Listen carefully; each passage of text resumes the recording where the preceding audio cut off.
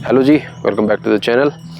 आज की video of road के ऊपर होने वाली है। बेसिकली आज मैं आपको बताऊंगा वो 7 ज़रूरी चीज़ें जो ऑफ रोड करने के लिए आपके पास होनी बहुत ज़रूरी है। अगर वो चीज़ें आपके पास नहीं है तो आप ऑफ रोड पे जाना अवॉइड करो। अदरवाइज़ या तो आपके साथ इंजरी हो सकती है, या आप कहीं स्टक हो सकते हो, या आप ऐसा फंस सकते हो कि आपको कोई हेल्प भी नहीं मिल सकती। तो वो ज़रूरी 7 चीज़ें मैं आज आपको बताऊंगा। तो सबसे पहले हमें ये समझने की ज़रूरत है कि ऑफ रोड करना सिर्फ ये नहीं है कि हमने एक 4x4 गाड़ी ले ली और हम उसे लेके कहीं भी चले जाएं। हमें उन गाड़ियों को तैयार भी करना होता है। कुछ ऐसे इक्विपमेंट्स भी होते हैं जो गाड़ी लेने के अलावा भी हमारे लिए बहुत ज़रूरी है। तो वो कौन कौन सी चीज़ें हैं, मैंने 7 चीज़ें सेलेक्ट करी है, उसमें बहुत सारी हैं। तो वो चीज़ें मैं आज आपको बताऊँगा और साथ के साथ दिखाऊँगा भी, क्योंकि मैंने भी सीखा और फिर उन चीज़ों को अप्लाई किया। और जिन चीज़ों की कमी मुझे अपने एक्सपीरियंस के अकॉर्डिंग लगी तो वो चीज़ें कैसे दूर करी जाती हैं ये मैं आज आपको बताऊंगा। तो उन 7 चीज़ों में से सबसे पहली चीज़ है हमारी टायर इन्फ्लेटर। पीछे गाय है।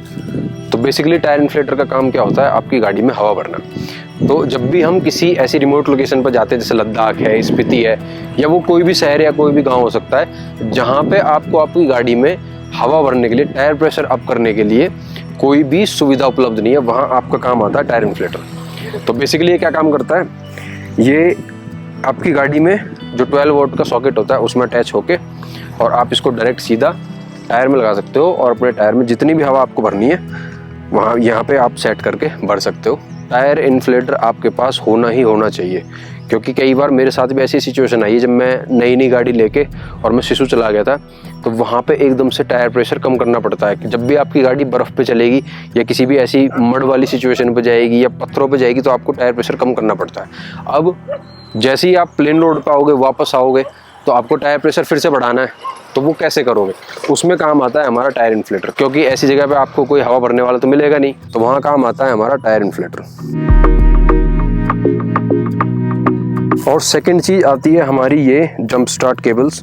जंप स्टार्ट केबल्स ऑलमोस्ट सभी लोगों को पता होगा, और जिन लोगों को नहीं पता उनको मैं बता देता हूँ। जब भी आप ऐसी सिचुएशन में जाते हैं, या तो जहाँ पे बहुत ज़्यादा टेम्परेचर डाउन है, अदरवाइज़ कभी भी जब आपके व्हीकल की बैटरी वीक हो जाती है तो मॉर्निंग में स्टार्ट करने में बड़ी दिक्कत आती है, तो उस टाइम पे काम आती है जंप स्टार्ट केबल्स। तो इन केबल्स से क्या होता है कि आप किसी दूसरे बंदे की गाड़ी के साथ में इनका यूज़ करके अपनी गाड़ी को स्टार्ट कर सकते हो। तो ये बहुत ज़रूरी चीज़ है, क्योंकि ऐसा मौका कभी भी आ सकता है कि आपकी बैटरी किसी भी रीज़न से डाउन हो जाए। ज़रूरी नहीं है कि आपकी बैटरी पुरानी होगी तभी ही कुछ ऐसा हो सकता है। तो ये होना बहुत ज़रूरी है। सबसे पहले जंप स्टार्ट केबल ज़रूर रखो, चाहे आपकी गाड़ी नई हो या पुरानी हो, क्योंकि नहीं पता किस रीज़न से यार बैटरी डाउन हो जाए। और जो तीसरी चीज़ है वो है हमारी ये, और ये है हमारे टो स्ट्रैप और सैकल्स। ये देखो, ये है टो स्ट्रैप और ये है इसके साथ में सैकल्स।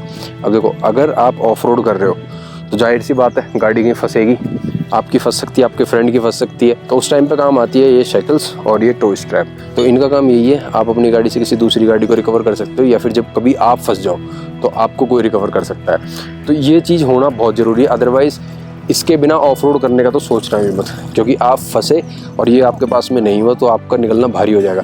क्योंकि अगर हम इसकी जगह कोई भी छोटी मोटी रस्सी वगैरह यूज़ करते हैं ना, वो टूट जाएगी, वो व्हीकल नहीं खींच पाती। तो ये मैंने अल्टॉप की ली है, और इसी के साथ में 2 साइकिल्स भी हैं। तो ये बहुत ज़रूरी है। जो गाड़ी में साइकिल आते हैं ना, वो कभी कभी किसी यूज़ के नहीं होते। तो तीसरी चीज़ हमारी ये है। तो चौथी चीज़ है हमारी ये शावल। आप इसका यूज़ स्नो में भी कर सकते हो, मड में भी कर सकते हो। बेसिकली ये जहाँ भी आपको कोई भी चीज़ डिग करनी है, या तो आपके टायर के नीचे कुछ फंस गया है या आपको स्नो हटानी है, तो आप मल्टीपल चीज़ में इसका यूज़ कर सकते हो। तो आपके पास में ये भी होना बहुत ज़रूरी है, क्योंकि ऑफ रोड सिचुएशन का कुछ नहीं पता, क्या मिल जाए, मड मिल जाए, स्नो मिल जाए।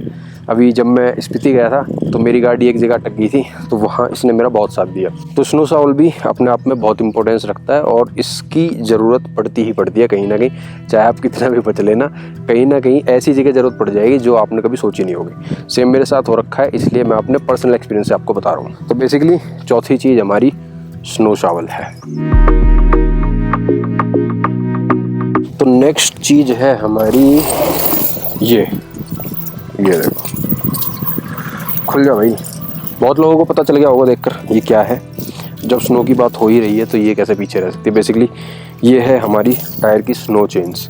तो इनका यूज़ हम तब करते हैं जब हमारी गाड़ी स्लिपरी सिचुएशंस में टैकल नहीं कर पाती, या जब हमारे टायर स्लिप होने लगते हैं, गाड़ी स्किड करने लगती है। तो ये मोस्टली आईसी कंडीशंस में होता है। अगर आप ऑफ रोड के लिए जाते हो तो आपको स्नो वाली जगह पे जाना तो पसंद होगा ही होगा, ऑब्वियस सी बात है। तो उसके लिए काम आती है स्नो चेन्स। इनका इतना बड़ा यूज़ है ना कि अगर ये आपके पास नहीं है तो आपकी ट्रिप्स भी कैंसिल हो सकती हैं। मुझे एक बार लद्दाख जाना था और मैंने गाड़ी तो ले ली, गाड़ी में टायर भी चेंज थे, लेकिन मेरे पास स्नो चेन्स नहीं थी।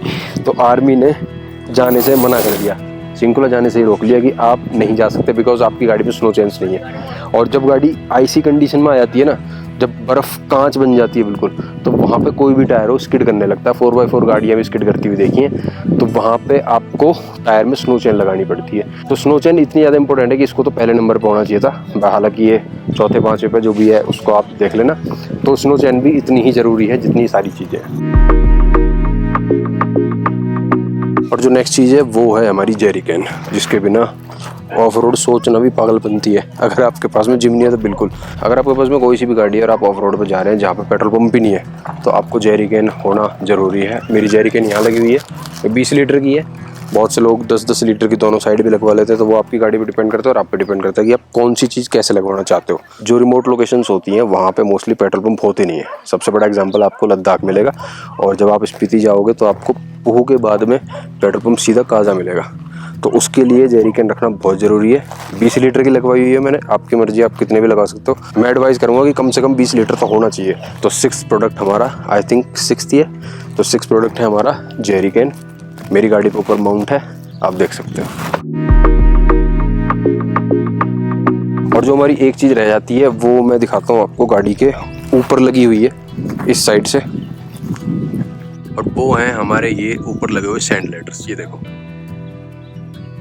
तो इनको हम तब यूज़ करते हैं जब हमारी गाड़ी ऐसी सिचुएशन में फंस जाती है जहाँ गाड़ी के टायर स्पिन कर रहे होते हैं, जहाँ गाड़ी अपने आप को फंसा लेती है।